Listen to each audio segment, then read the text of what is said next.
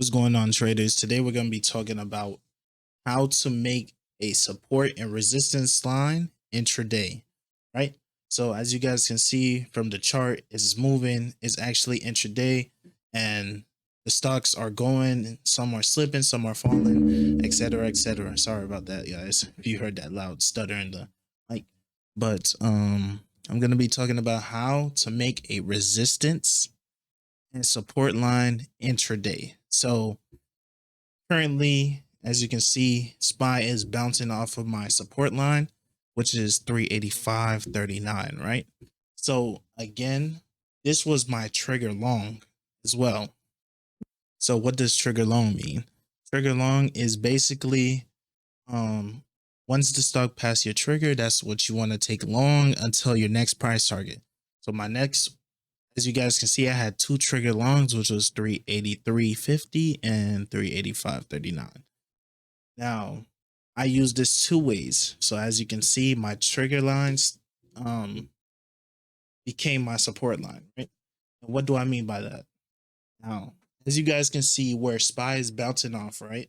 As you guys can see where SPY is bouncing off right now is the support line, right? As you guys can see, zoom in on the 5 minutes, you see heavy resistance right here, right? So currently this would be my trigger long if SPY reverses right here.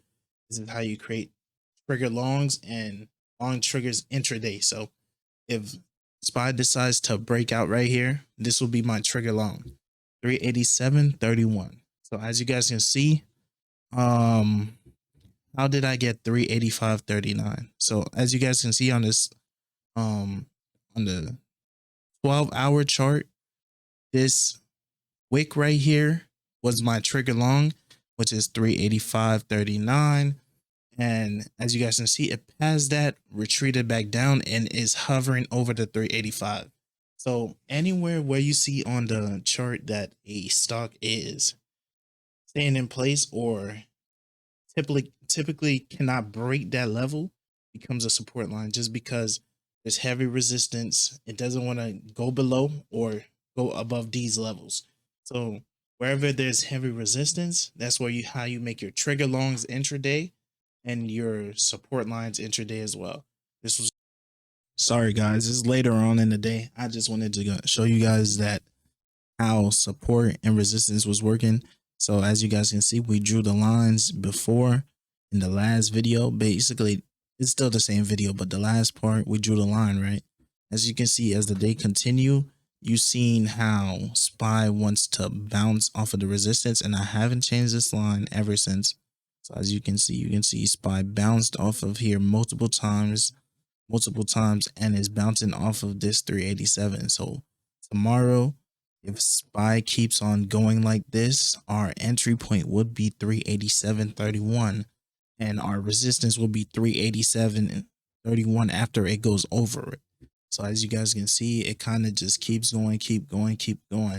And it's a multiple process. So as you can see, you're going to have your resistance. It's going to be like a Fibonacci line by the end of the year. If you like to keep your lines on your chart. So you will see where there's heavy resistance, where there's heavy resistance and heavy support.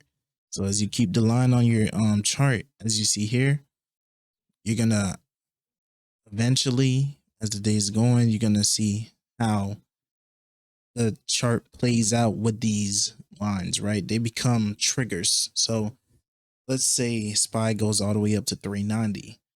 SPY peaks one day, the long trigger downside will be 388. As long as it gets below 388, you're looking at my bottom right of my screen where it says the 12-hour. If it goes above this 390, this will be our trigger long to the downside, 388. So I just wanted to explain that process. Again, make sure you like, subscribe, comment, comment me if you got to the end of the video. Thank you for watching.